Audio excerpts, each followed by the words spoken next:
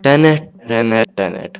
I actually reversed the audio of that if you didn't realize. I'm basically a master of editing and of everything else, or so it would seem, because I have cracked the question at the very center of Tenet. Okay, maybe not the center, kind of at the edges, but still pretty important. And that question is, who the hell are we actually fighting? Like, Sator is there and he's the bad guy and he does bad guy things, but he's only doing things that other people tell him to do. Who are these people? Who are these people from the future who are communicating to him, telling him to do stuff? They never really explain it. And then critics are all talking about how, oh, it's actually really cool because Christopher Nolan wants us to focus on the characters, blah blah blah. But no, I want to know who the hell is he really fighting. So let me summarize the movie. The main protagonist is the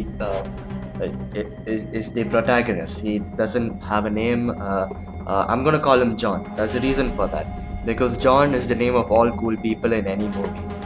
Like seriously, think about it. John Wick, John 117, Master Chief. You have John Doom, uh, John Virgil. See, they're all cool characters. So the movie begins with John, and in the first 10 minutes of the movie, he dies. Uh, so anyway, he gets recruited by the spy organization called Tenet, which tasks him with stopping this bad guy called Sator with a bomb that can explode the past and the future simultaneously. I don't know, it sounds really cool, but also you don't want that to explode. And why are you assigning the new guy this? Like seriously, this seems way too important. Now this bomb was sent to Sator by the future, which apparently doesn't understand how the grandfather paradox works. So at the end of the movie, the heroes get the bomb and they decide to bury it somewhere and then kill themselves so that nobody can ever find it. Which doesn't really happen, I guess. I mean, Neil inverts himself and then dies saving John. But then John goes on to actually create the organization Tenet in the future. And that brings me to my point, that Tenet is actually the enemy organization that John is fighting against. My theory is that Tenet figured out the perfect way to keep the bomb safe, and that was to make sure it was stuck in a time loop. I think the only organization in this entire movie is Tenet making sure that this bomb never goes off by keeping it stuck in a time loop. I think that soon after the events of the movie conclude, John inverts the bomb and sends it back to Sator so that he can discover it and the events of the movie can occur.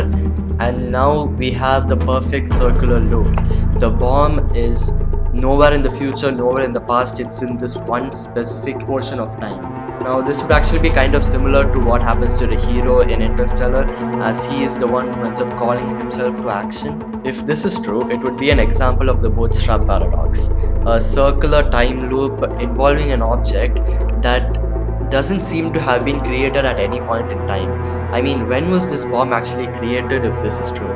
It was never created, it was never destroyed, it just goes back and forward in the same portion of time.